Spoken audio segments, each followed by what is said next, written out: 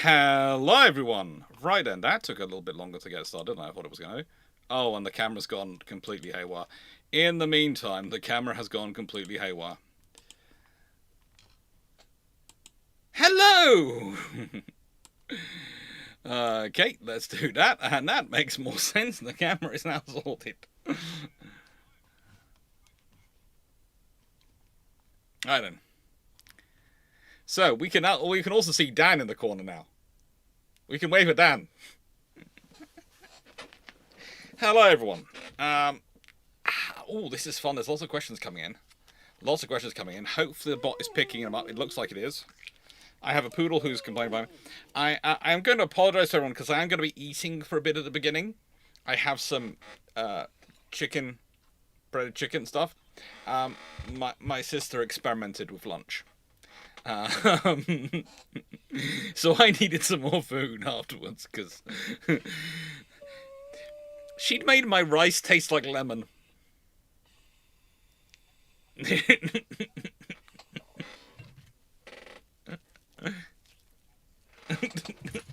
Already taken the Buscapan. Rice is not supposed to taste like an acidic fruit.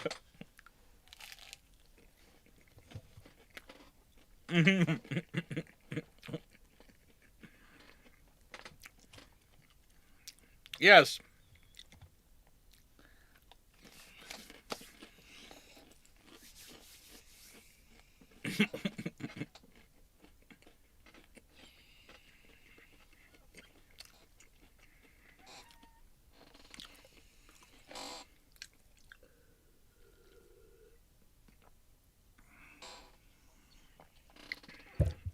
Yes. That's fine, Steve. I am. I have to say, anything you do to help is wonderful, but I was presuming on having no, and you were going to do nothing at all this evening because you are travelling and having fun. It's kind of like me. I'm recording, make sure all the videos are prepped before I go, so that when I'm in the Vauxhall Travelodge, or whichever Travelodge I end up in this week, I have no idea which one it's going to be. I'm not being told yet. I hope it's not the Vauxhall one.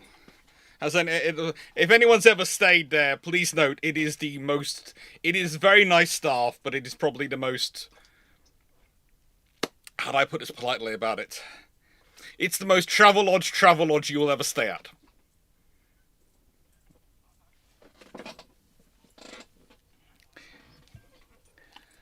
Yes.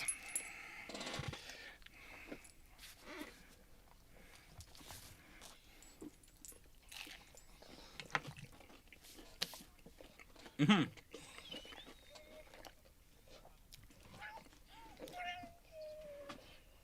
No, that's good. It comes to us all eventually. Eventually we get there.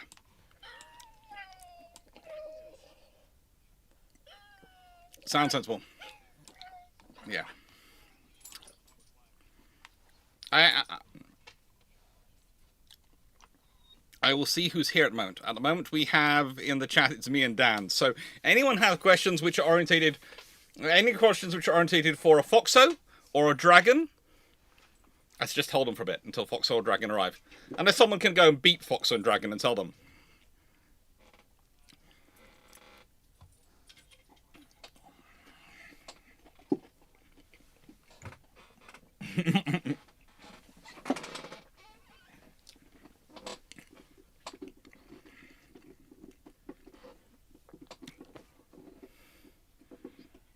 We'll have a go. We'll have a go. We'll have a go. You know, between the two of us, we're fairly good, and we're both quite eclectic in our reading. This is the thing.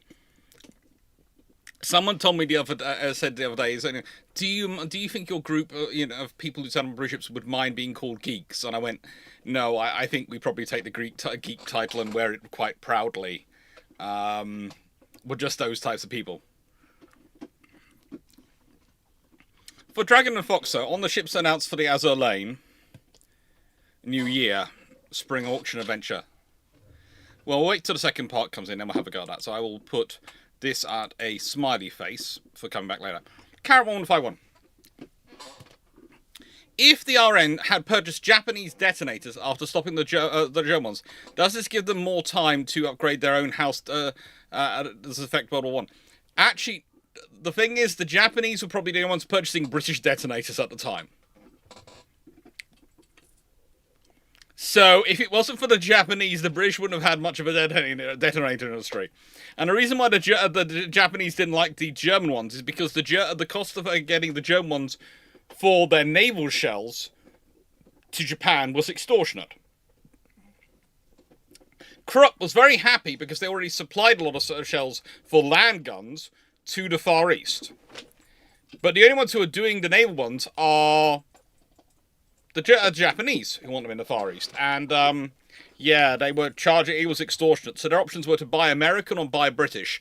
And the interesting thing is, you can go back with Mahan, you can go back with Roosevelt, and you go back all those people who were writing in the 1890s. And there are already tensions between America and Japan and America and China back in the 1890s. Fun bit of history.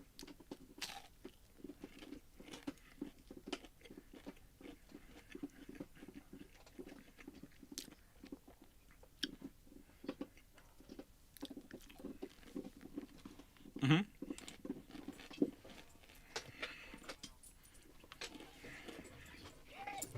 Mm-hmm.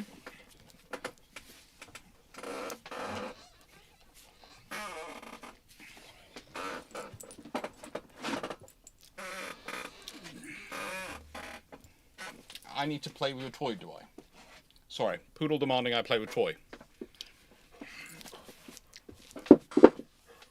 Don't you?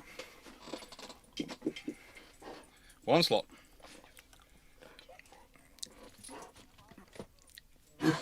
How's that again? Dan?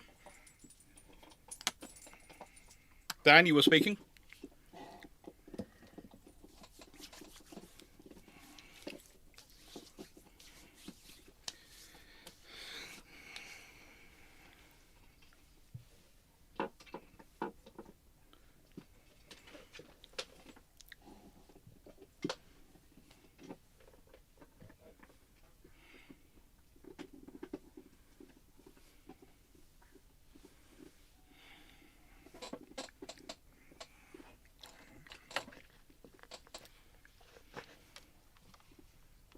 Boat rather than again needing a steam train which would be throwing off lots of sparks, which might create excitement amongst the cordite and things. Well, they certainly did try and keep them away from the flames of these things and big booms. Did use water power? Yeah. That's why always candlelight powder chambers. It's the fastest way to empty them. You should be able to hear Dr. Dan. Look, I found out what was the thing was all the things were set up right in OBS, but for some reason, and I do not know why, the Discord, the thing which you have to press on Discord, which allows it to connect to my headphones, was trying to come out my speakers rather than my headphones, which is why it wasn't connected to you. But I could hear them, but then I realized it's not coming out on my headphones, it's coming out of the speakers, and it wasn't going to any of you. So, I apologize. It's fine.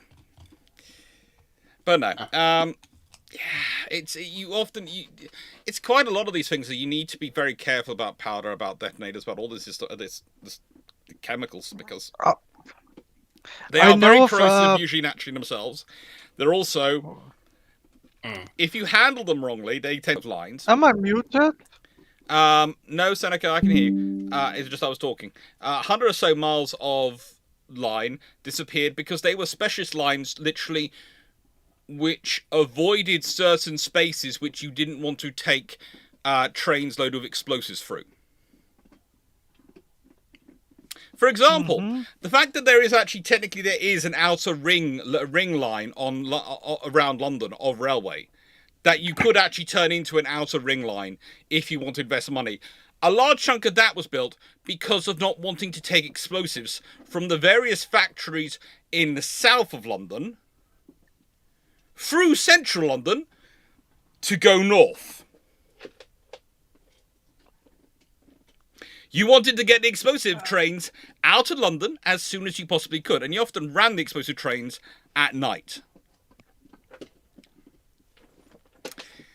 By the way, good place for this is Greenwich and Woolwich. Woolwich Arsenal, of course, is called an arsenal, and that tells you exactly what they did. They did a lot of explosives, and they were still making a lot of explosives and a lot of very interesting compounds throughout both World Wars. Yeah, sending a explosive train under Parliament sounds a lot like the powder blot. Mm-hmm. It's exciting. I mean, these days you get occasional excitement if they are shipping nuclear materials. Oh yes, that's always fun.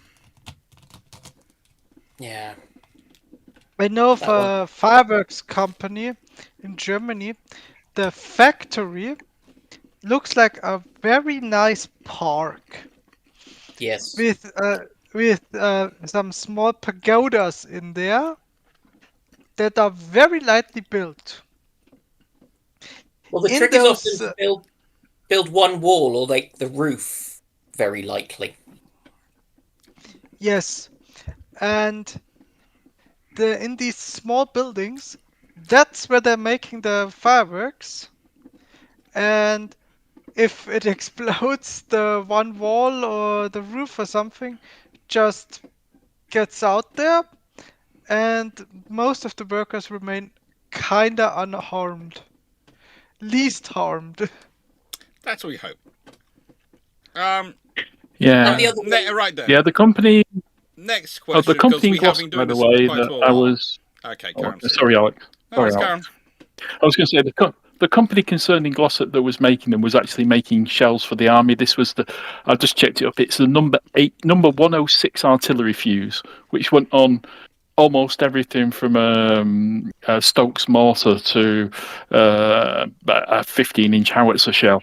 It was, ubiquitous, but they didn't put them in until about 1916, I think, after the Somme. Okay. Yeah. Right. So that's the shell we were talking about. That's a fun times. Stafford, as it's the 56th anniversary of the Royal Navy gaining a hovercraft capability, do they still retain it, or will they have to retrial and certify the capability? I think they still do have the little hovercraft for the Royal Marines. Royal Marine. I still have them. Had them for quite a while. But at the moment, we're trying to figure out the fact that the government keeps signing us up to things and it keeps not putting stuff. It's like they're sending extra Marines, and the people going, well, we can just fly them out there and we can forward base their equipment. And you sort of go, that's fine, as long as A, the airports are intact and someone doesn't decide to attack them first, or B, and here's the other thing, is also that the pre-position materials are intact. And that's fine as long as you want to send those troops to there. The whole point of having them as an amphibious capability was you could pick where you landed them in Norway, where you landed them in Iceland, where you landed them in Greenland, where you landed them in Denmark, where you landed them in the Falklands, where you landed them wherever you needed them in the world. That was the whole point of having the ships. You weren't limited to, we can deploy to here. Are you suggesting that the Royal that something might mean that the Royal Air Force can't land somewhere? I mean, no one's ever, they in no way specialized during the Cold War in destruction of airfields at all. That wasn't a thing. Oh, wait, it was. I just find it silly when people start going, yeah, this is actually an improvement in capability. And you sit there and go, it's really not. But it's more cost efficient. That usually means there's less capability. When says it's cost efficient in defence, that usually means there's problems. I made a comment in one of our chat channels today about a Labour politician saying the peace dividend has gone. And I'm going, okay, you're a bit of a Nostradamus. That disappeared in 2014 when the Russia invaded the Ukraine in War 1. I would argue the peace dividend then disappeared in 1995. Okay. Because the peace dividend Which was incident decided. are you thinking? The peace dividend was there was going to be no more conflict, no more problems. There'd been the Gulf War, that was an ongoing issue. There was Bosnia-Herzegovina, there was Kosovo, there were all the issues going on in the 1990s. In 2000s, we've had Libya, we've had all sorts of places around the world. The fact is, there hasn't been a peace dividend. There's been an end of the Cold War, so you need to change your forces over and really think about what they were.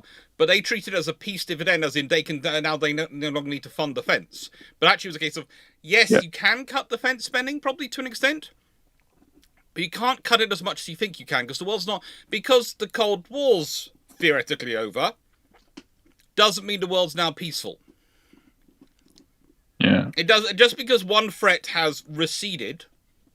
Remember what I said when I talked about in the videos, I've talked about risks versus threats. Risks are permanent. Threats are evolving. And that's the trouble. They concentrated so much on the loss of the drop of the threats, they forgot about the risks, and they forgot about other threats. And that's the problem we get in a lot of defense. They concentrate on the threat, which is this big, visible, scary thing, and they forget the risks, which are the things you live with every day. You think about it. When I'm talking about, well, let's consider home security, right? So I live in quite a rural area. You really want to do that? The odds of someone walking past and randomly deciding to try and burgle my house are not zero, but they're certainly very, very low as a threat. However, does that mean I should ignore it and therefore not lock my house and not think about any security? It's a very low threat, but the risk, if they do get in, if they can get in that easily, and if there's no security, is quite high, isn't it? If someone does that. Especially in a rural area, they've actually convinced themselves to come and do it this far out into the countryside. So that's the thing. They think, oh, there's no threat, so we don't need to worry about the risks. And that's the completely wrong thing. You always deal with the risk. It's just, okay, if I'm in an area which is very densely populated, and there might be all sorts of things walking past my door, then that's when I put up a sign saying, beware of the dog, as well as making sure the door's locked. And I make sure the image next to the dog is probably the corgi, because let's be honest, out of the two, which is the more lethal? Yeah. We put... Dan's met them both. He's keeping quiet on this subject. Yeah. For a neighbor's dog, we put up a sign, fighting dog. Dog is fighting with overweight. But that one was in small letters. Corgi's genome herds cattle. Raleigh genome herd attack lion. I think the Corgi's more scary. I don't think the Corgi's as scary as Raleigh. No. Essentially. Both. Thank you, Scottish Nerd. Thank you.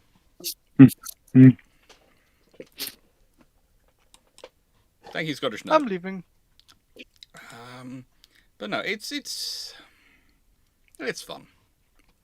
But that's the problem. You get risk versus threats. Rune von Roosevelt. Assume Roosevelt lives a few years more. Which Roosevelt are we talking about? How would he have handled important questions such as Germany question, the Potsdam Declaration, East Europe, and the Cold War? So that Roosevelt. You have to explain. Is it Teddy or the not as good Roosevelt? Franklin is a good president. Not as good as Teddy. I think we can all agree on that. Teddy is one of the all-time great presidents of America, according to everyone. Yeah, I'd go for that. He's completely insane. But let's be honest, as presidents go, he is cool. Well, only president with a Medal of Honor now and a Nobel Peace Prize. Yeah. Went for the long heel over time. And a stuffed toy named after him. Yes. He hated the stuffed toy being named after him. I know, it's what makes it so much better. Yes. It would be less fun if he liked the fact the toy was named after him. It would be less fun. What would have happened? How would he have handled things? How? I don't think there's much he can really do. That's the trouble. Unless you want to go nuking people, you can't really do much. He wouldn't have cut Britain's debt issue. Might have well been, have done. might well have done. He was still anti-empire as well. Hello, what do you want? Do you want to go garden? I think. Dan, I'm going to leave you wrestling with this quickly while I take Poodle to garden. Okay. Yeah. Because it was you were stuck facing Stalin, who was something of an immovable object, and you had the juggle of kind of British kind of dwindling, both practically and kind of in other ways, Britain kind of somewhat dwindling in potency because, amongst other things, we were running out of Britain was running out of manpower. If you, I like the term Duke that people have picked up. There was plenty of kind of manpower there, but it was not necessarily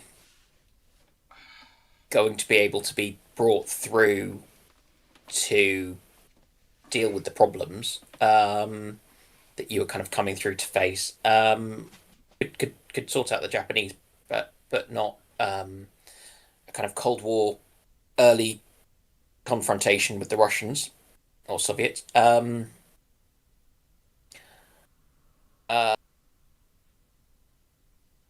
mean, he might have been able to finesse a few things. So yeah, he might have been able to.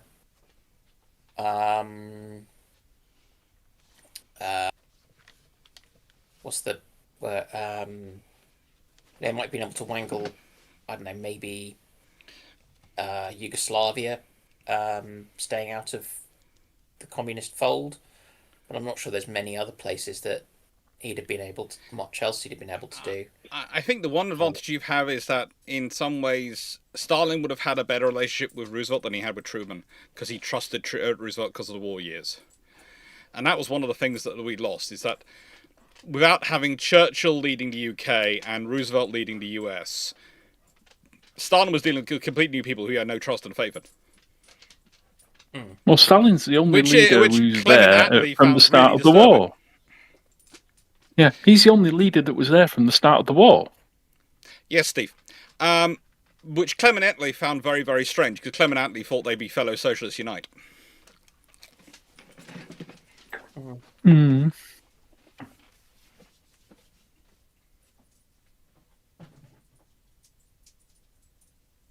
Yeah, I never really thought about it. And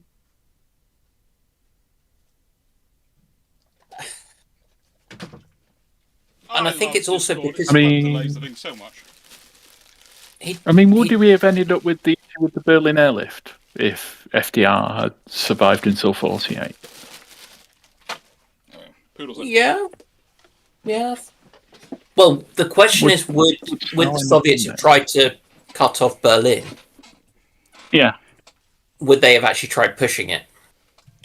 The thing is, I don't see Roosevelt still being in power that long. Because think about it, he's already he's coming up for another election at that point. 48 would have been the election year. Mm.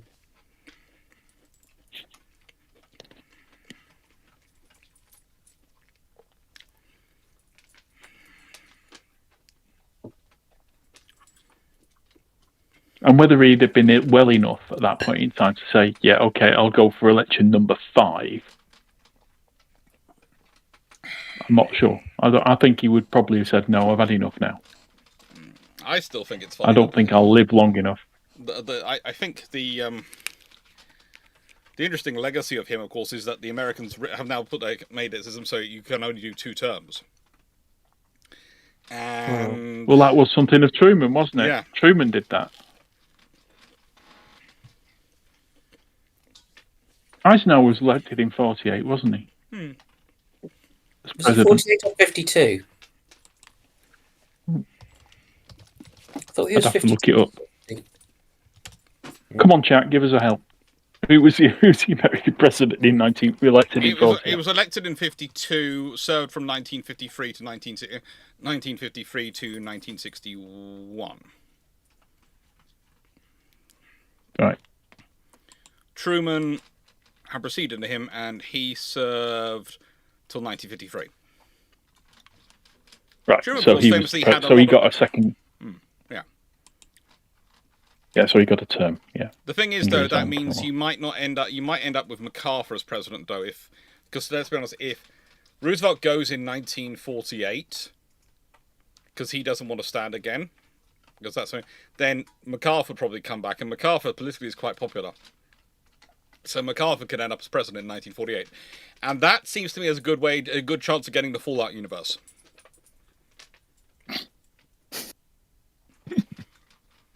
Yeah. And I'm not even really joking there.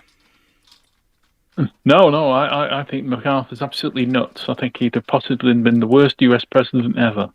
You see, the thing is, MacArthur is one of those people who's actually quite good at certain levels of command.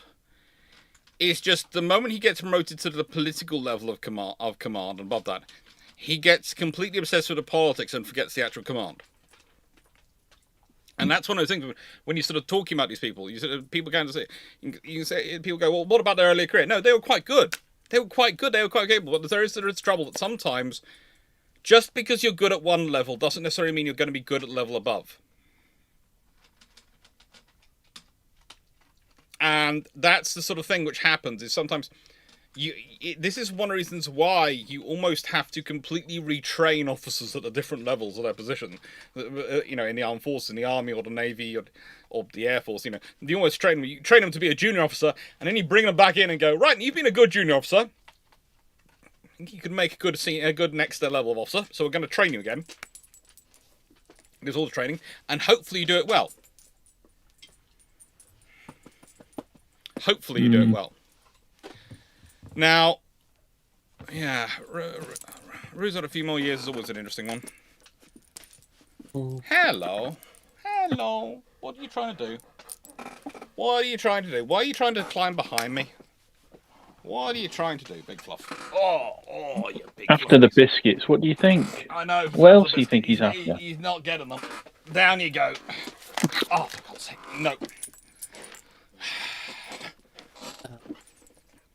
Down. He's normally a very well-behaved dog. When he thinks he can get away with it, though, he will push it like anything. Like all dogs. Penguin cannon. Oh, this is a UAD question. How goes your computer with UAD, Dan? I haven't tried it. We'll see. Been playing UAD and was wondering, what would you classify a standard dreadnought with 6 13-inch guns at the center line? Is it a semi-dreadnought or dreadnought? Budget super dreadnought? It's just a dreadnought. And nicest way, if you're talking, that's got about the same firepower as the Spanish ships, and we call them dreadnoughts, so this would just be called a dreadnought. Is it 6 guns in twin turrets? Is it 6 guns in 2 triples? Doesn't matter. If it's all big gun and doesn't have a sort of strong secondary battery of kind of more than 6-inch guns. Well, it's built on it's built on a dreadnought hull, I'm guessing, because it's standard dreadnought, so it's built on a dreadnought hull. So therefore, with a center line, with those 6 13-inch guns, all center line. I mean, that's a game mechanic. I'm thinking more about because the shift with dreadnought was away from kind of having your secondaries as the main killing weapons and towards having your big guns. I mean, Renown's only got 6 15-inch. So but they're in twins, 2 forward and 1 aft. Yeah. I mean, all on the center line now.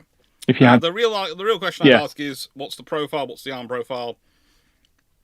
And what's the power supply? Because realistically, at a certain point with dreadnoughts, you start to go, okay, well, we're looking for a certain type of framing, we're looking for a certain density of armor, we're looking for a certain density of subdivision, we're looking for usually turbine powered, unless it's got a very good reason not to. The Americans like to skirt this because usually they have one member of the class be turbine powered and one member not. Again, good example. When we talk about the French doing this, everyone is fairly sure it's absolute corruption going on in the French political system. There are claims by some of my colleagues, when they're looking at the Americans doing this, are going, no, it's being sensible. I don't think with the French it's corruption. I think it's a lack of coherent planning. No, it is corruption. It is literally corruption. It was literally that the, although it's the corruption of the sort of, the triple expansion engines come from a particularly important voting district. I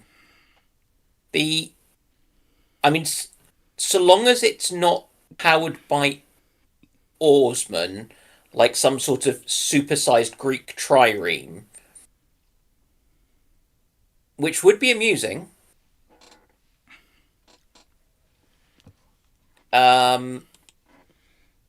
We're working on the assumption it's steam powered, I think. We are. Howard Goodrington, why was the US Long Beach class the last US cruiser based upon a cruiser hull? The next one's based on a cruiser hull were the strike cruisers, and they weren't built. That's actually it. Literally, it's the last time the US Navy has managed to get the US Congress to agree to build a cruiser. However, in good news, they've currently got a design going through construction, which is, and I can confirm this because I've checked up and I looked up, based on the cruiser hull lineage. It's called a battleship, according to all the notes going around, but it's based on a cruiser hull.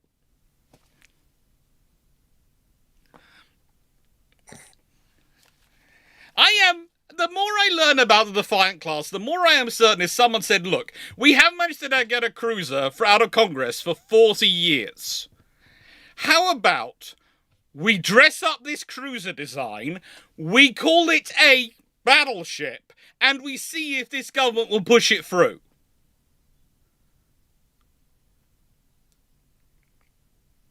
Stop saying things that I think are too likely to be true. I'm just gonna. The more I see it, the more I'm going. This is the US Navy finally getting their cruiser they've been wanting for 40 bloody years. Excuse the French. How have you achieved it? We have manipulated the giant baby. No. We've manipulated a political system. Cruiser doesn't test well. Battleship does. Okay. Remember, he is a salesman.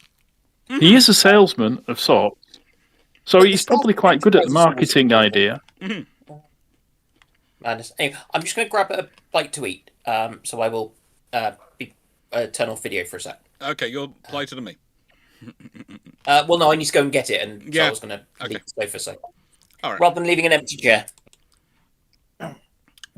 Garcia de Padra, why did the Royal Navy destroyers stay so small for so long with the exception of Bristol?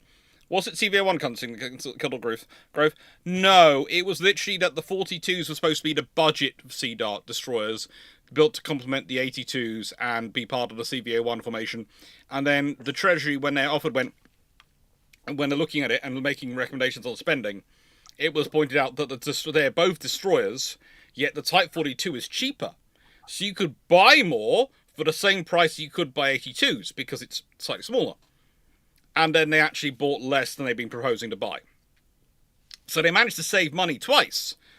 They both didn't spend money on the size of hulls that the Royal Navy were asking for, and then they cut the number of hulls they were buying.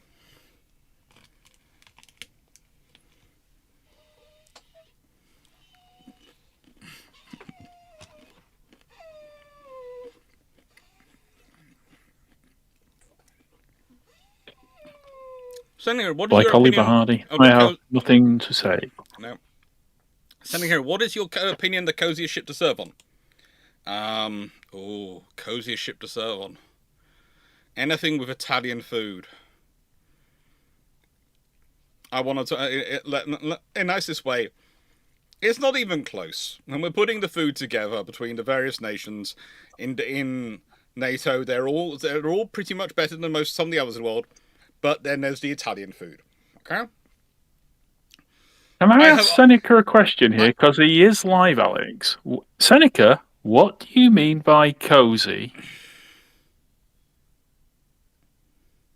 Well, I'm taking as good food and good comfort, in which case I'm going for an Italian. Basically anything Italian. Okay. Because cozy could mean sardine packed, as in, you know, an estate agent's definition of the word cozy. No, I'm presuming it's not actual lying. I presume it actually means cozy, not lies. In nice way, the first rule of when you're house hunting: do not believe anything the estate agent says, and if they use the word bijou even once, run.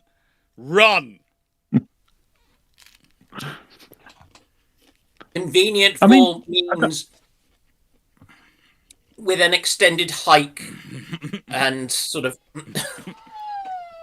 As I am in Denmark, and they have the theory of hygge, which is actually coziness in many ways, i.e., got a cozy fire and jumpers and everything else. I don't know what Danish destroyers and frigates are like. They're pretty cozy, but they're just, in a nice way. They're pretty cozy, but their food not as good as the Italian. I'm sorry, and I like Danish food. It's nice food. It is nice food. I'm not saying it's not nice food. I'm just saying there is everyone else's rations, which are all very good, and then there's the Italian rations. I swear, the Italian ration budget is like 3 times the rest of anyone else's per head. I just find myself. I'm just saying.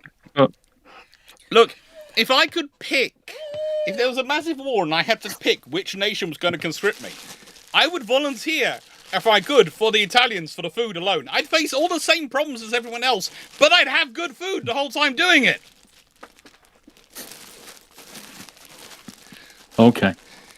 Okay, we moot point. I would say I had crebanetta last night. It's all just I would gorgeous. say this is the Italian food comes with real pasta in it. Real pasta and real meats, and even the rehydrated stuff tastes good somehow. They're laughing at us, Alex. All the laughter bubbles are going up on YouTube. They're laughing at us. What I'd like to know is, just thinking about naval food, and it's not NATO, but there's a strong cultural thing about the Australians and barbecues, to the extent they will have barbecues on their submarines. Oh, yes. But they're all air breathers, so they do come to the surface for a while. What are they going to do on the nuke boats? That's already up for discussion, and it's already a bit of something which they're working on. Okay. Because otherwise they may have real problems. Society-wise, yes, they will.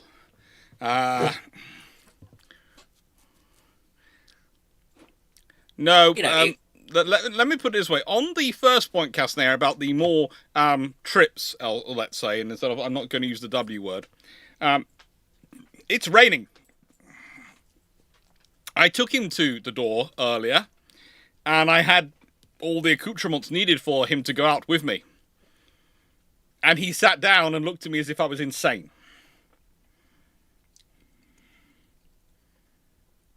You want me to go out in that? Mm-hmm. Yes, I would agree. The best curry overall usually does come from the Royal Navy out of NATO. The Royal Navy does produce best curry, but if the Japanese are nearby, I'm sorry you're going to lose that. The Indian curries... Look, I still believe that their mild is a trick, because I swear their mild is spicier than their hot. I have tried it. And I have tried it as... Are you telling me? I tried it as a test, which was... And I swear their mild is actually they're very, very hot, and they do it on purpose to wind up Westerners who come there. Are you telling me that you're not going to vote for the Gurkha curry? If I'm in the army, yes, but if I'm at sea, the Gurkha curry doesn't get made. Again, we're talking about navies. I mean, Speaking of which, Also, one of the favourite Gurkha curries I've seen recently is there's literally blood red, and it does make you wonder where the colouring came from when they all managed to get it put together in the middle of the field. Okay? You know, we're on an exercise. It's definitely no one's allowed to use lethal weapons, but somehow they have a blood red curry and no one knows where the spices came from it. For it. Okay? So I'm just saying, we're just leaving that to one side. I still can't pronounce the name of that blood red curry, but all I know, I have been able to ask for it when I've been dining with Gurkhas by going, can I please have the blood red curry? Because it tastes great. Might be beetroot. No, it's not beetroot. I don't think there's much vegetation in it at all. I was thinking of the family-friendly channel and thinking something very red that you get in food. Yes. Channel. Question for Dragon. Okay, I'm going to pause that until Dragon and Foxo get here, because I think they will get here in a bit. Arun von Bismarck. When the first Sino-Japanese War broke out in 1894, what did Western observers think the outcome would be? Did they expect that China would win by virtue of having the normally bigger army? No.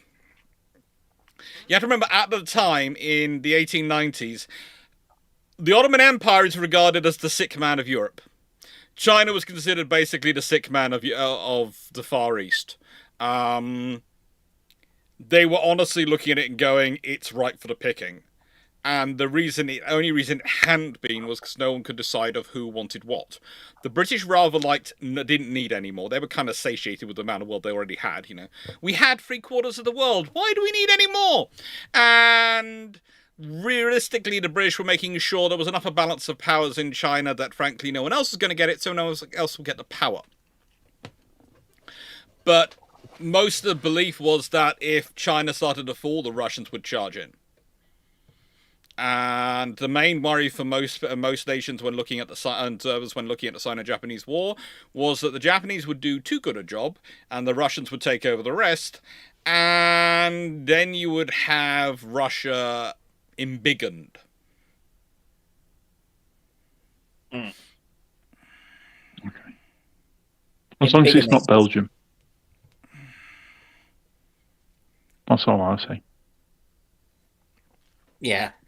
I think Dr. Dan is working on his Lego HMS Victory. Or Corby HMS Victory.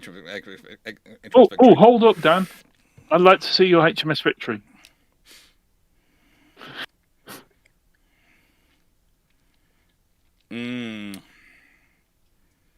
You're making me wish I wasn't spending quite so much money on a house at the moment.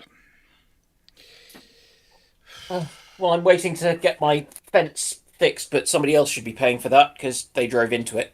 But I haven't actually heard anything since then, so need to send them a message to go, what's going on? Wasn't that the nice builder chap? Yeah. It was perfectly nice when I got hold of him and stuff. It's just it's now been a while and I haven't heard anything. Yeah, so now it's time to be perhaps slightly less nice. No, it's just time to go, I haven't heard anything from your insurance company. What's going on?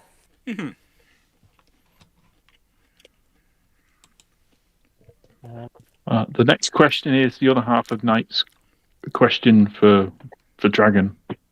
So you can pass over on that one. Smile face again. I feel I've been summoned.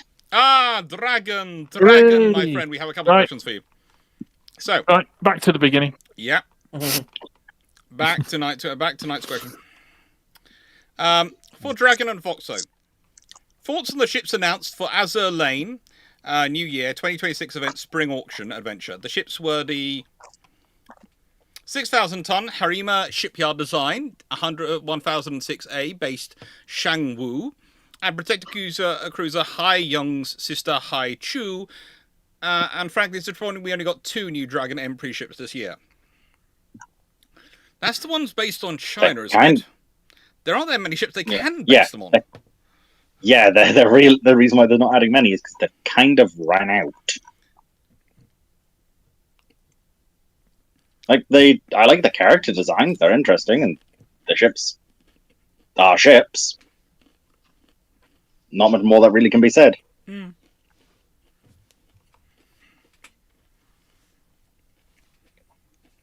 Okay.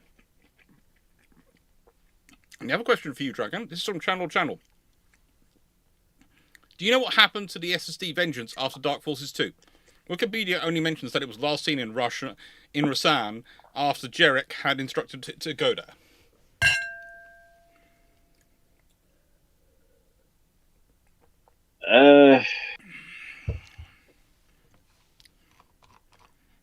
There's not much we're familiar with. My Wikipedia says different, but the problem is it's only appeared in like a couple of bits of media, so there's not really any information on it. Yeah, last things that it says for me is that it was sent from the Deep Core to reconquer some of the core worlds, one of which the Javelin, which was another one of the Vengeance. As for Vengeance herself, I really cannot find much on, because there's just not much of it. Mm-hmm.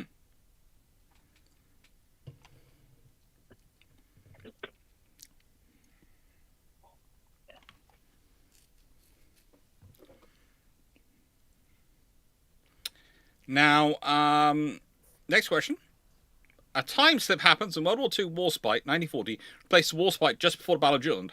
How much of the first scouting group escapes? None. I think we can all agree that. Warspite, with the speed increase that she had thanks to the upgrades for World War II, plus radar, guided gunnery, and the other system she'd had in 1940. If she replaces Warspite just before the Battle of Jutland, then first scanning group is getting mullered.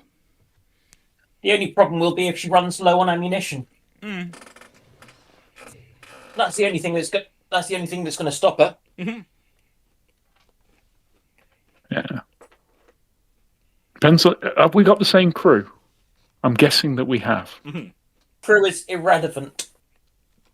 It is the machine. Well, spirit. no, it's because don't forget, it's the crew that basically say, "Hey, look, there's an Italian battleship over there at record exceeding range. Do you want to have a go?" I don't think anyone ever asked Warspite if she wanted to have a go. I think they just let her just have a go. Yeah, load. Here we go. Load, fire, let's see what happens. Warspite only needs crew because for some reason they wouldn't give her 15-inch autoloaders. Yeah. We all prepare. And I'm sure USS Texas feels similarly miffed. Yeah. About this.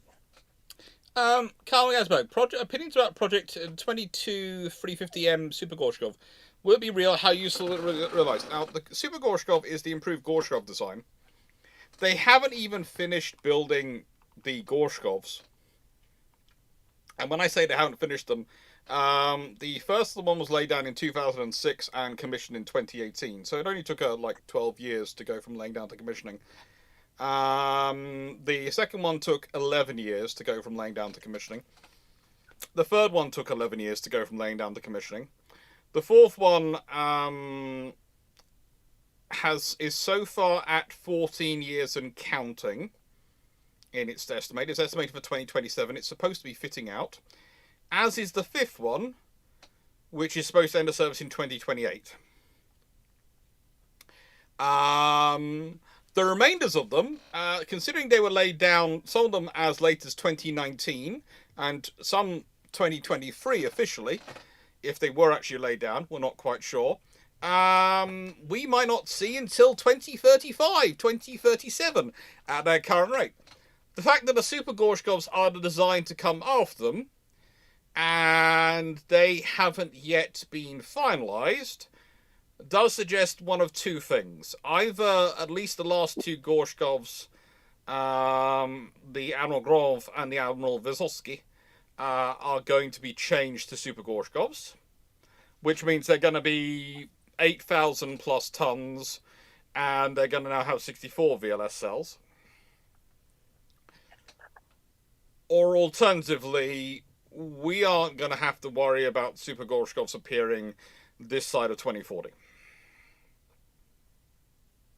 Can I go for a bit of option A and a bit of option B? Potentially, but we'll see what happens. Honestly, at the moment, the Russians are producing ships sufficiently slowly that there's probably a good answer. If they want to get these ships, any ships anytime soon more quickly, they should probably go to the Chinese and ask if they could get some ships off them. Because the Chinese are currently doing something which is really, really silly. It looks really cool when you talk about it, but they're building 6 ships of roughly, 6 ships at a time in some of their dry docks. Which sounds like a really cool idea until you realise that means you've got 6 ships which are all waiting on the last one to become serviceable before they can be floated out.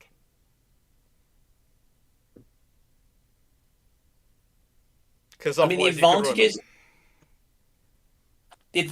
is that in a dry dock you can get away with that more because you can do more of the fitting out and things because you're not having to go through the trauma of a launch. But at the same time, that is not a sensible thing to be doing. It's better to have docks appropriately sized so you can deal them individually. It's one of the things of, yes, you've got a nice big dry dock space, then why not using that for the big ships, and why don't you have enough docks for the smaller ships? And it's the case of the small ships we're talking about are roughly 8,000 tons. So you're building 6 of them in one slot, which means that is 48,000 tons worth of destroyers in one space. One big accident and you've got trouble in your hands. I understand why they're doing it, because they're accelerating their build, and I'm going to be talking about this in Tuesday's video, but it's a case of, it looks really cool to people looking at Twitter going, look at how quickly they're building these ships. To anyone who's been involved in that, they're sitting there going, that's a nightmare. That would literally be making me go prematurely grey. I also, in other news, now know where all the amounts of larger volume of hair dye being ordered by China is going to. I'm fairly sure all the dockyard workers working there are currently, to make themselves look young and vital, and not have a completely hair like Philip Schofield at the age of 20, are currently all buying it. So you're saying every single one of those hulls is currently sat in the same shipyard? In the same dry dock. Empty? Yeah. In the same... How many hulls have they got in one dry dock? 6. So they're effectively stuck now, aren't they? Because I don't think... I guess they can't put another one in there. No. Once they're finished, they then float them all out and they launch them and start commissioning them all at the same time. And go, we've grown by 6. And you sit there and go, yeah. And how but many if they people put have no panic hull, attacks no later? superstructure on them... They're doing the They superstructure. put no superstructure... It's a fun thing. Oh. Also, I have boats. I'm glad you have boats. You need boats. I think the next question is a really, really good one, actually. Matthew Byrne, I'm doing AIB pre-recorded interview next week. Any tips? Just remember they're not trying to trick you. It is common sense.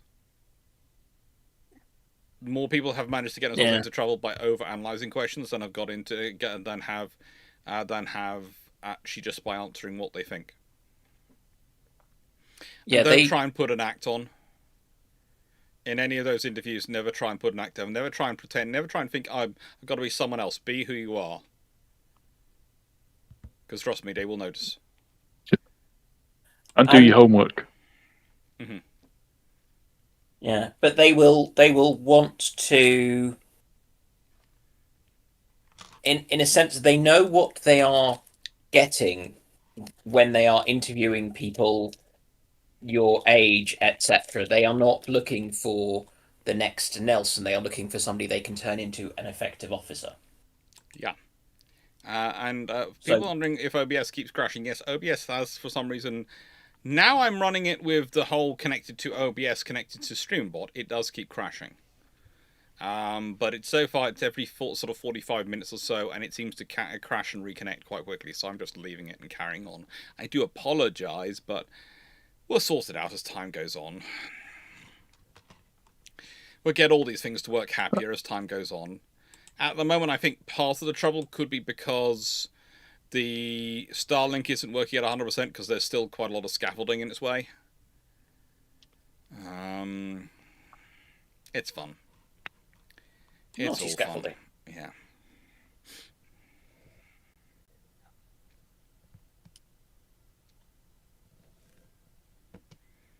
All right.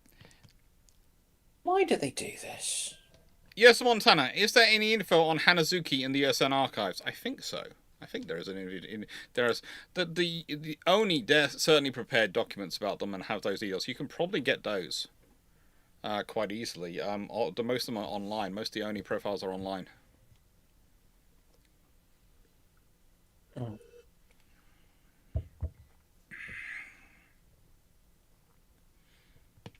Knight 6 everyone. If the Type 45 Daring class destroyers were built at 11 to 12,000 tons, getting 64 silver AV, 50 VLS, and later 48 via self for safety, how much does extra tonnage hurt the ship? Doesn't hurt the ship, it gives advantage, but I would ask you why you're building something which is 12,000 tons for with only 64 cells. That's rather a massive decrease in capability for what you're sort of looking at. If you consider, we designed the Type 45s for 96 cells at 8,000 tons, fully loaded, roughly. And so you want to increase that by 12,000 tons. I'd be expecting that to at least go up to a roughly designed for 144 cells at 12,000 tons. So I would be expecting at least 2 64-cell systems. And let's be honest, the 48 cells of VLS is really not going to take up that much space for C-Scepter. That really doesn't take up that space. That uses a very small VLS launch system. So, yeah. Basically, if it's 12,000 tons, I'm expecting 2 64 A50s, and I would probably want 30. I would want 2 64 A50 VLS cells sets, and each added backed up with an extra 32 Mark 41 VLS, or at least 264 and at least 132 and one sort of 16 or something like that, so that you can make it work. Probably you could put a pub on every single destroyer at that point in time, couldn't you? We already do. With that available tonnage. That's called the wardroom, Steve. Yeah, but I'm thinking of a QE-sized pub. No, you still couldn't on that size. No, it's got a lot of space. It's necessary for the size of crew you have on a Queen Elizabeth class. It's appropriate. It's actually arguably a bit small for the Queen Elizabeth class, but we'll leave that on one side.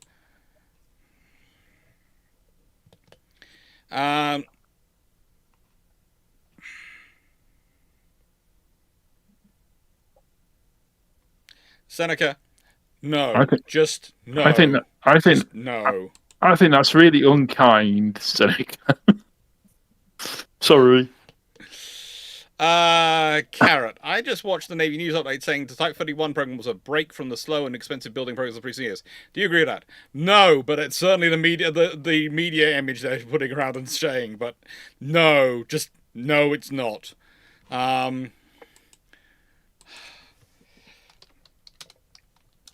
So the Type 31 frigate.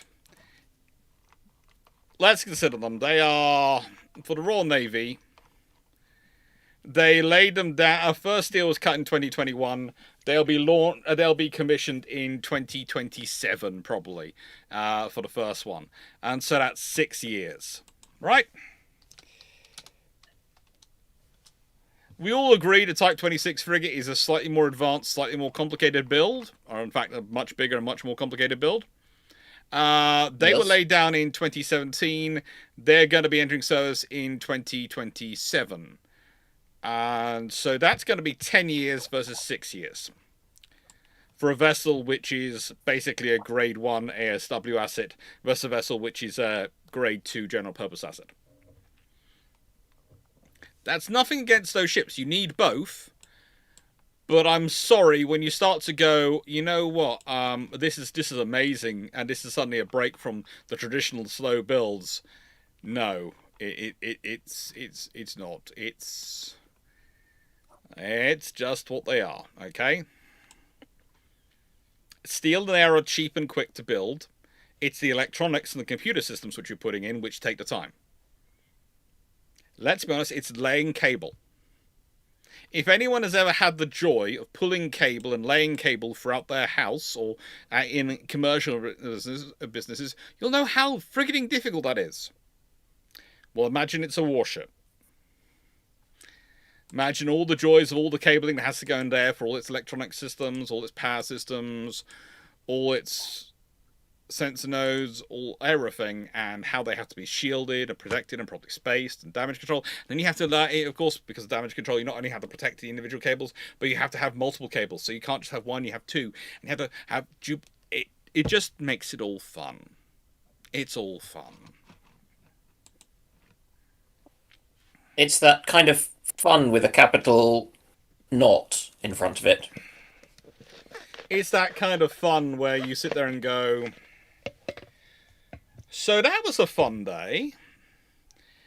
I have a choice now. I can either pretend this was fun, and I can go home and I can tell my family it was fun, or I can go home and cause my small children to feel depressed. I don't wish to give my children clinical depression, therefore I'm going to go home and I'm going to tell them it's wonderful. So don't the supercarriers have enough cable to span the equator or something? The supercarriers, very correctly, the last time I heard that, the supercarriers have enough cable to stretch all the way from the Earth to the Moon and back a couple of times, or something like that, because they just have so many miles of cable going around them. Because you have not just lights everywhere and sensors everywhere. You have data, therefore you have data cables and everything going everywhere on the ship, and you need lots of data cables. And there's lots of it's just massive amounts of cable. I didn't even bother to check if that was true. It just sounded roughly true, but yeah, that's the last time I was at a conference and a admiral gave that, saying, you know, the Ford class has enough cable in it to stretch there and back and there again to the moon. And you sit there and go, that's a long way, but you know what? I can believe that. I think that's a Runong question asked, really, yes. And they're not here today. Frank Barnell, I guess free signatures for each cable connection and splice. You can bet it's free signatures. Plus the person who actually did it.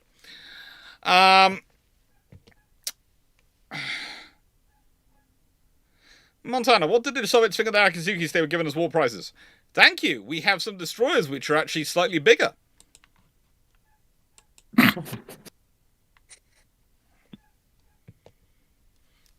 No, they quite liked them, but again, the Soviets had their own issues when it came to these ships.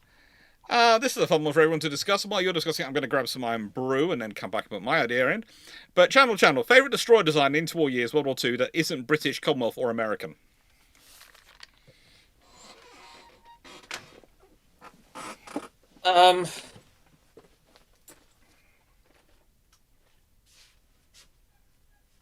Sporty or French or sporty and Italian? So the problem is that both have significant flaws. So the Italians are building, and basically they build a ship that is pretty good in the Navigatori class, in terms of it's got six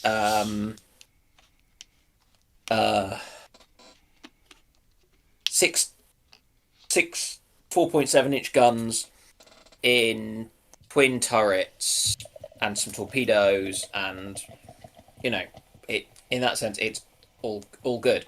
The problem is they build them wrong, and so have to change the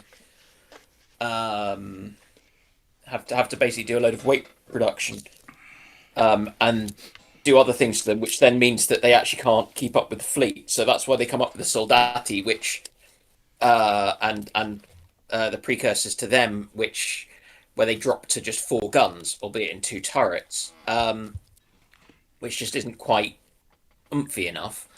The French are going big, but they're obsessed with speed, and they're putting guns which are a bit too big, and the guns, the shells are a bit too big to be easy to kind of just go quickly with. So that's so those are The French are going baby cruiser, aren't they? With their destroyers. Not so really. big. They're going Not killing Italian. I think Dan is Yeah. is doing a long walk round to get to the Gerard Callenberg class and say they're his favourites. Because I Yeah. feel like he's heading for the That's- Dutch. I can only think of one vessel, which is I ORP genuinely- Piran, if only because of what she does. Well, yeah, she's British built though. Yeah. Oh, okay. Okay, hands up. And she's Because I was actually trying an to- N class as well. She really is a British Commonwealth design. But Ah. yeah, because what the Poles had done is they got 2 destroyers off the French, and then they got 2 destroyers off the British, which were built by, I want to say, Whites of Cornwall. Of Cornwall? Cows. Of The Cows. Isle of Wight. Yes, it's Samuel White's of Cows. The Isle of Wight. Yeah, the Isle of Widget. When the Isle of Wight used to have a shipbuilding industry, which was cranking out everything up to including small cruisers. Yeah. It's kind of scary to think about it. When you wander around the Isle of Wight these days, you wouldn't look in Cowes and go, "This used to be a major industrial town." Well, except it's only just across the water from Portsmouth, so Oh yeah, it makes sense, and they still do build. If I'm not mistaken, they still do build some very, very nice boats there, don't they? The various pleasure craft and sailing boats. They still do build some ships there. It's just, it is such an idyllic place, and then you look and you see a absolutely gecko-sized, massive crane, and you go, "What the frigate were you there for?" "Well, we used to have a massive shipyard here." yeah. So, Please give us some work. Mm. I mean, We can build a Type 31 for you. Don't even joke about that, because if you gave it to them and they turned it into a competition, they probably would try and build it faster than the rest of for building them. I could just imagine. I could just imagine if you had them to. Well, we're considering. The other option is you guys still have the space. So would you mind seeing if you can build one, and whoever builds them fastest gets the next contract for the next 6? Oh, good God! Oh no, I can imagine something worse. If we start going down the Yarrow and Thornycroft line again, and start having them building their interpretation of a Type 31. Oh, good.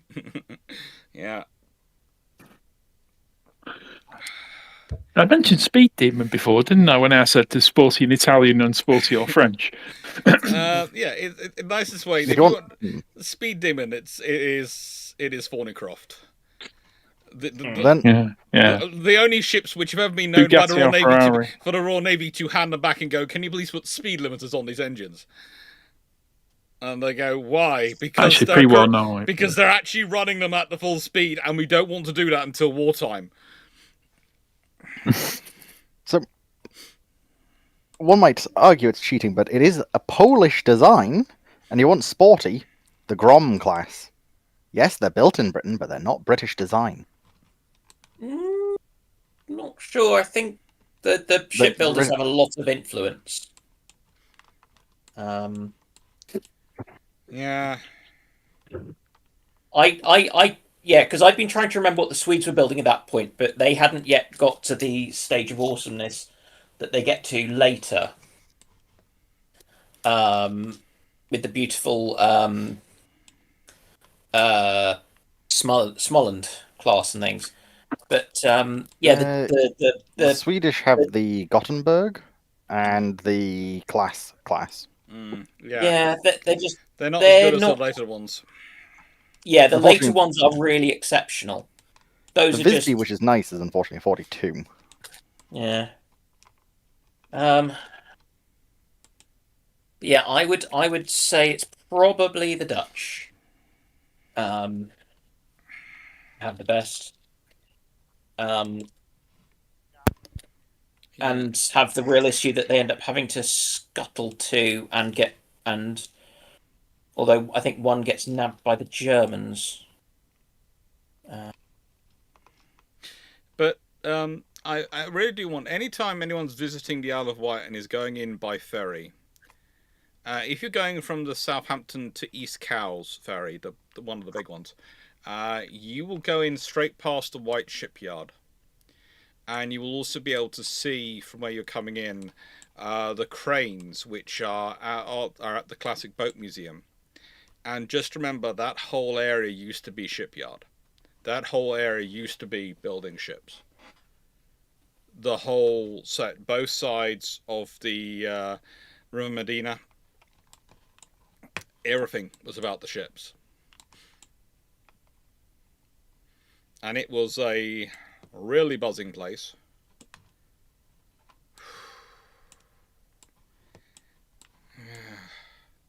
Is it terrible, the fact that when I look at the Isle of Wight on a map and I'm looking at it, it's remembering all the Chinese Chinese restaurants I visited there last time I was there? Literally, I've got 6 different Chinese restaurants. I think I must have gone to every single one on the island. Last time I was there was for a friend's stag do, and it happened to coincide with it's a kind of combined beer festival and classic bus kind of festival. Oh, so basically you could pretend you weren't going to a beer festival, you're going to a classic bus festival, but realistically you were going to a beer festival, you sit on the bus and drink beer. Well, no, the buses were free and took you between beer consumption venues.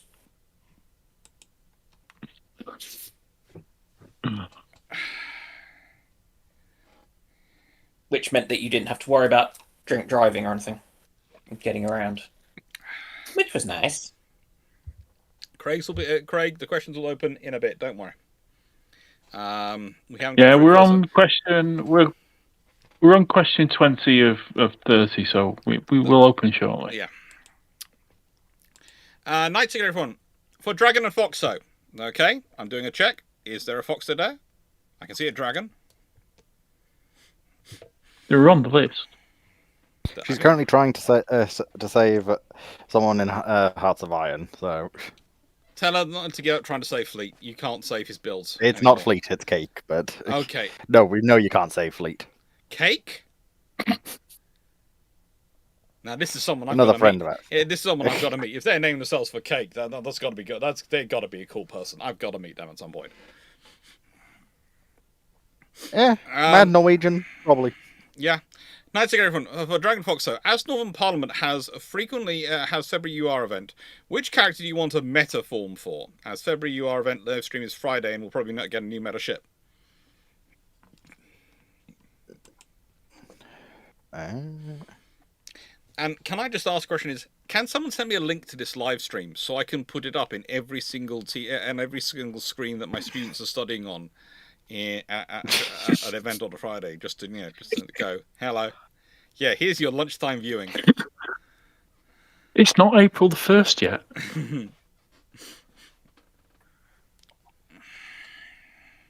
And that's the way winding up students is part of the reason I'm a teacher. I do the teaching I do, and education is a good portion of my love of education is being able to wind up people. I consider them educational experiences. It's a growing experience. Mm-hmm. Send your students for a bucket of blue steam or a long stand. Yeah. Stafford. Perhaps Gangot or something could be interesting. Gangot could be interesting.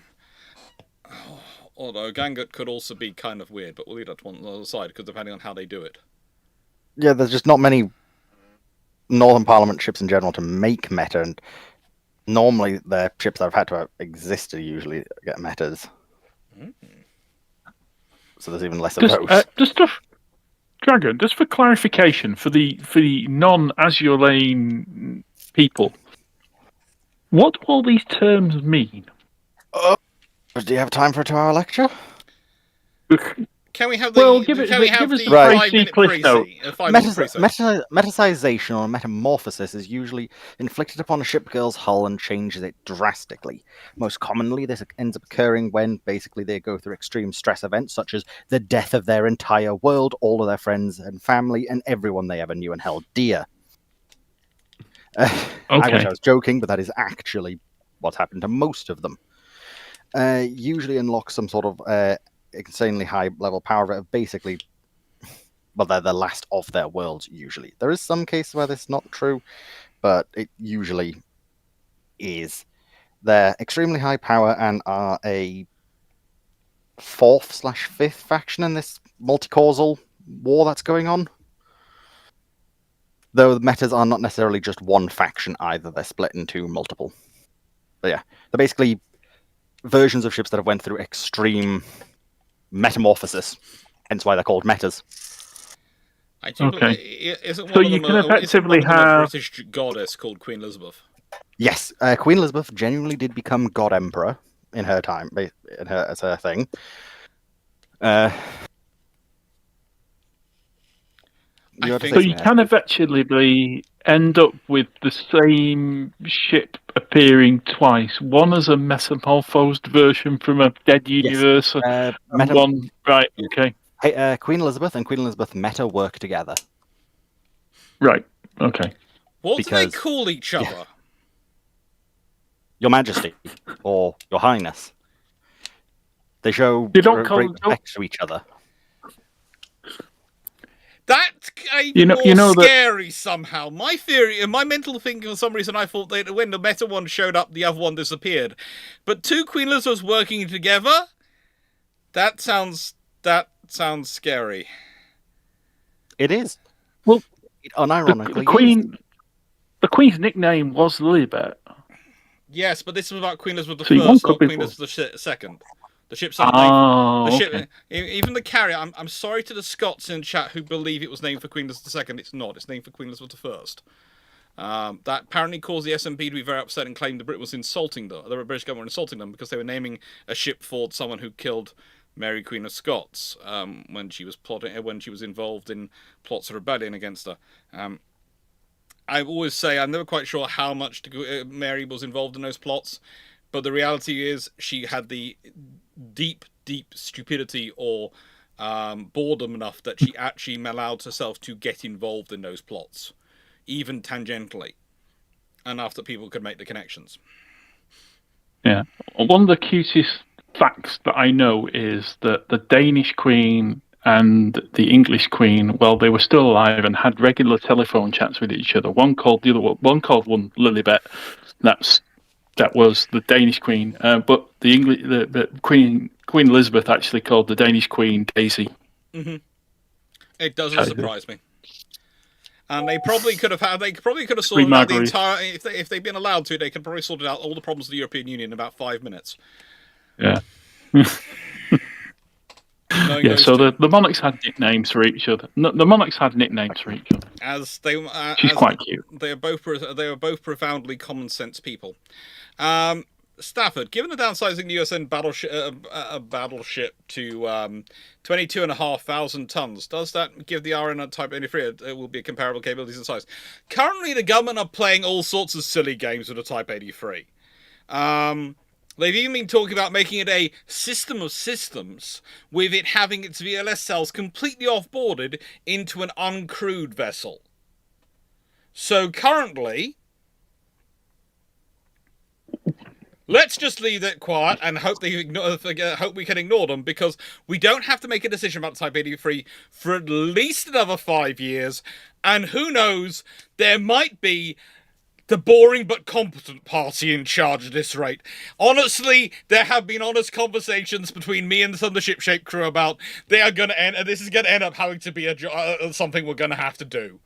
We are going to have to do it, because at this point, we can see no other way of sorting out things like Ajax or anything else. It's becoming political when it should be boring but competent. Okay? Just do the obvious, sensible thing. Oh God, where's my migraine tablets?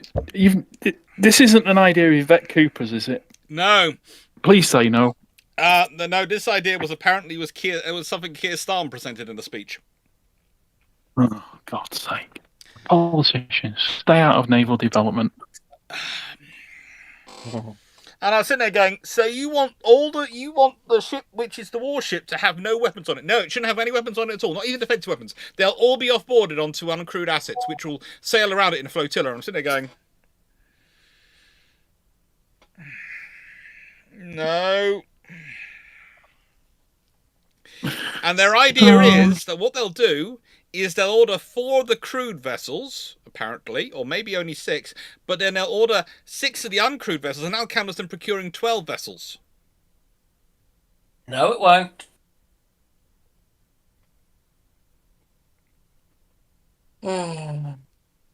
Just no.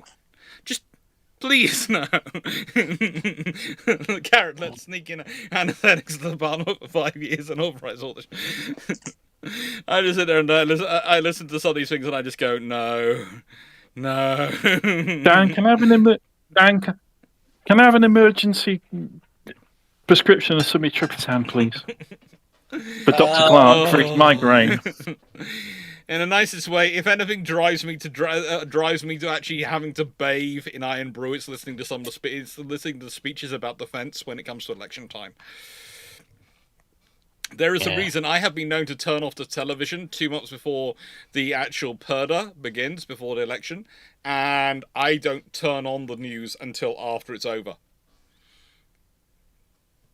Just so I can avoid any defence announcements. Yeah, they're never going to be good, are they? Because no one says we're going to invest in in UK defence industries so that we actually A, have a defence industry, and B, we're making jobs. Look, in a nice way, the defence investment plan, which was expected in is now expected in early 26. It was originally supposed to come out in January 2025. It was then promised in June 2025 for autumn, and it's now expected some point in 2026. And by early 2026, I'm not expecting it before July 2026. I'm expecting an announcement of when it's been postponed until next, in about July 2026. Yeah. But I'm not expecting them to... Because the problem is that this is going to involve them making a decision. And frankly, the key decision they need to be making, or decisions that I think they should be making, are accept that Ajax is unsalvageable. Yeah. And stop throwing good money after bad and just say, well, frankly, I'd just say to the, contractors failed to provide to meet the requirement, we're not paying another penny. Yeah. And get something as an interim thing off the shelf and...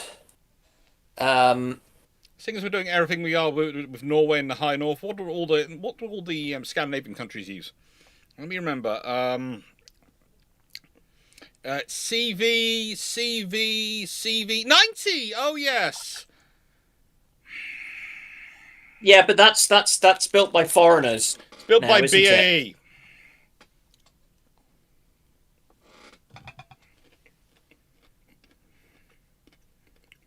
Yeah, so we definitely couldn't go for that. Because that wouldn't work as an interim thing. And then long term, just work out what went wrong with this procurement and try to avoid making the same mistakes. A lot of CV90 would work. What went wrong with this procurement? I can think of it. I can actually answer it. Somehow they've managed to get a prime contractor who has managed to muck up the jigs bad enough, somehow in Spain, where they are producing the bodies, that no two hulls are the same, and no two hulls even match up either side. That they're often out. We're not talking by millimeters, we're talking by inches. As in plural inches, multiple inches of differential.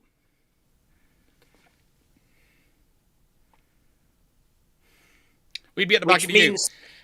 Here's the other solution for we'd be at the back of the queue, 9681. There is a great big factory in the UK which is currently supposed to be producing Ajax.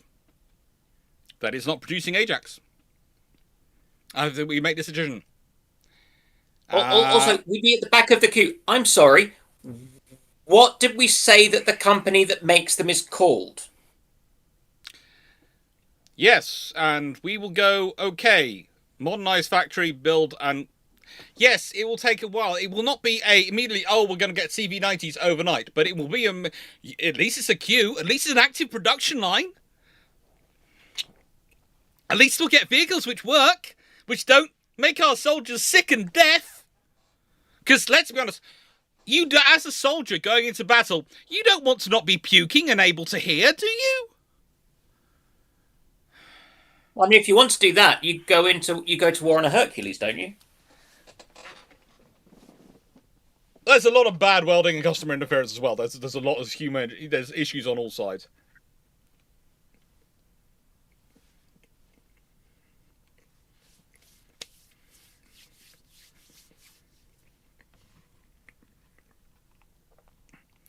Montana 67, what would you like to change on the Gamma class destroyers if you were able to design their successor? On the which ones? Yugumo class. Are we talking World War II or? They are World War II. They're the predecessors to the Akazukis. I was just trying to remember if there's a if they've got a modern design called that. I can't remember. No, they haven't. If I was designing... Honestly, the Gumos are just pretty good. I would probably just kept with them. Alright, to be honest. They can do 35.5 knots. They carry 6 5-inch guns in 3 twin turrets. The only thing I would potentially like them to do is I would like to have 2 turrets forward and 1 turret aft, rather than the current arrangement they have of 1 turret forward and 2 aft. And they have 2 torpedo launchers, so they're plenty good for the torpedoes. Able to launch a decent size, 8 of their big torpedoes. And they carry 16 torpedoes and can reload. And they carry 18 depth charges. So I'd probably go, I'd want more depth charges. I'd also want depth charge throwers and a few other things like that, but we'll leave that to one side.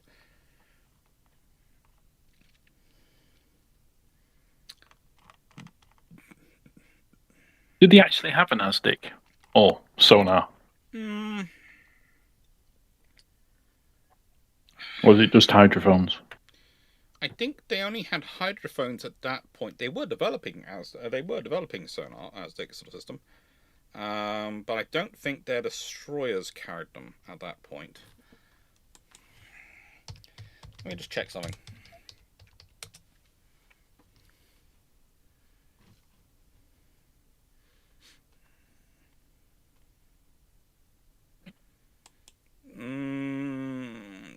The Japanese used echo ranging sets, hydrophones.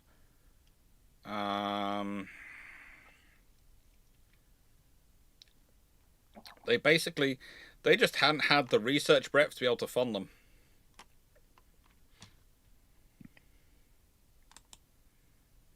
I think most of the sets we're talking about are the E10s from memory.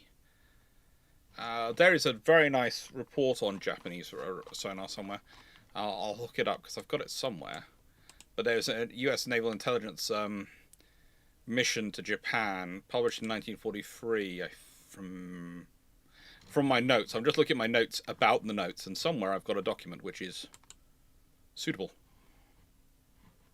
So is this a document they produced before the war? No, they produced it during the war. Researched before the war? Researched it before the war. Yep. It's a fun one.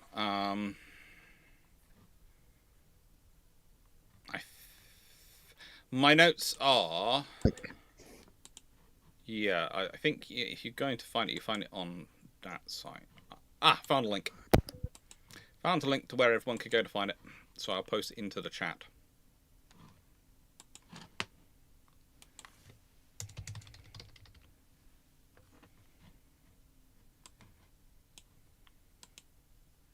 Are you going to post it into the header text under the video so that people can find it once the stream is over?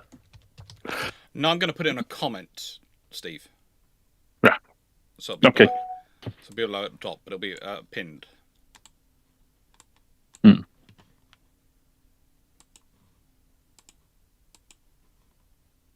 But I was going to put it in the chat so it also appears for the people in Twitch as well. Oh, Catsgood just said in Twitch chat there is a Japanese self-defense force ship called Yugumo. She is of the Yagumo class. Yeah, but I think they were talking about I think Montana 16 was talking about Yugumo class, which is the class from World War II, not the Yugumo, which is part of the Yagumo class, the current ones.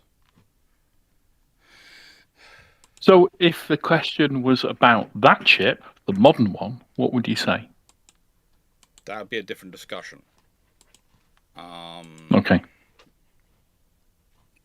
That's a case of, at that point, we've got to deal with what's likely threat coming up. What's the sort of the one good thing about going with those ships at that era is those ships are mostly dealing with the threats which are mostly, predictable and easy, saying the same.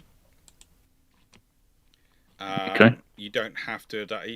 Sort of these days, one of the big things coming in is VLS numbers, and one of the comments I get sometimes on my VLS numbers is I actually go heavier on VLS than you necessarily need to, and I don't think that's a bad thing. I think it's sometimes it's sensible to actually carry more VLS than you need. It's better to have too many VLS tubes than not enough. Is my theory. Okay.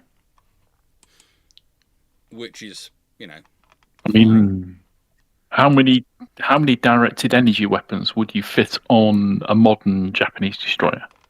I'd fit it for several, but at the moment we have none. We only have about 2 types which are working, and I'm not sure if they're working well enough that I want to rely on them. Right. But I think you've said in the past you would want 3, so you have this triangle. Well, that's, didn't you? Yes, but I seem to remember saying that was for a destroyer level vessel, and that was for combined with other systems as well. So we'd have 3 of each of them, 3 or 4 of each of them. It's part of a balanced system. For some reason, the system's not allowing me to comment on the YouTube. Oh, we'll sort it out at the end. You've posted it in the chat. I can see it there. It's in the chat. It's just not turned out. I'll sort it out in the comments at the end. I'll put a comment on the video at the end. Not sure why it's not allowing me to comment at the moment.